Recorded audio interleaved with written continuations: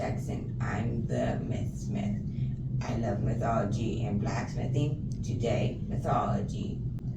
Celtic myth was an oral tradition, so you can't really say when it started. Celtic myth ended with the Roman invasion of the British Isles in the 1st century AD. But this is really speculation, and we know basically nothing for sure about Celtic myth. The Romans killed everyone who knew anything, so we know basically nothing. I use the British Isles as a reference for where stuff is, but that is where this mythos is. I can't really list all the Celtic gods. There's estimates going up to there being 400. I don't want to edit hours of footage. If you want to know my favorite Celtic god, it's Morgan, who is the goddess of war.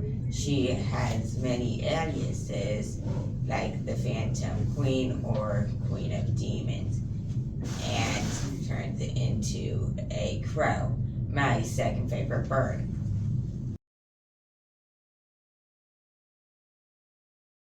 It is much easier to talk about the cool mystical creatures of Celtic mythology, with the first one we're going to do being the Banshee. Banshee are women who weep for the loss of loved ones. They cry tears of blood and have a deafening wail.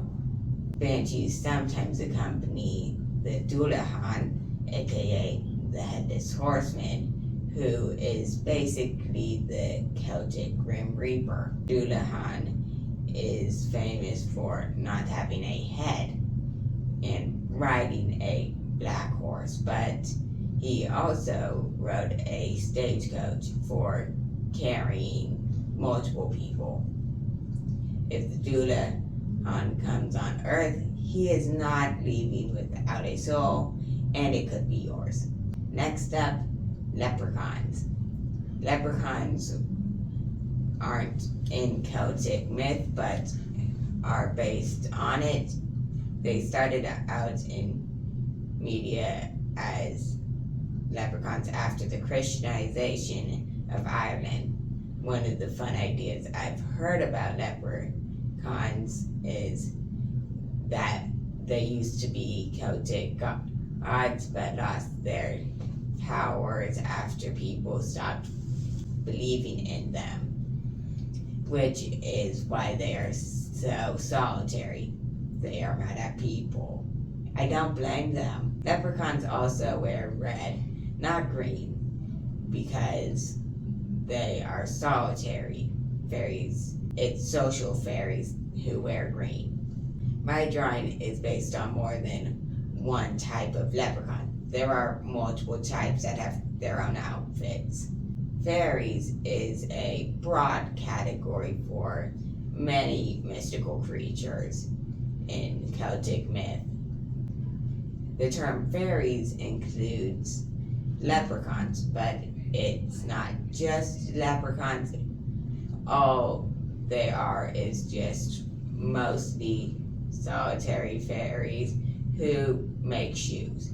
It used to be thought by children that holding a 4-leaf clover let you see fairies. If that does not interest you, don't click off yet.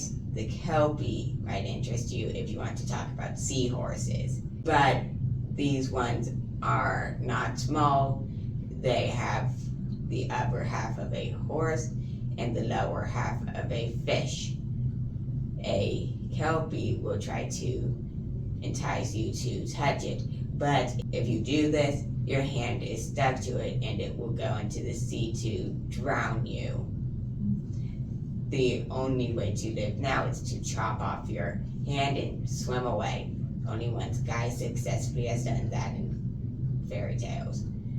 Someone I know said Celtic myth has werewolves. When I looked into it, it was people wearing wolf skins and acting like wolves. That is not a werewolf, that is just a furry. But that got me wondering, what popular creatures in modern folklore that aren't fairies come from Celtic myth?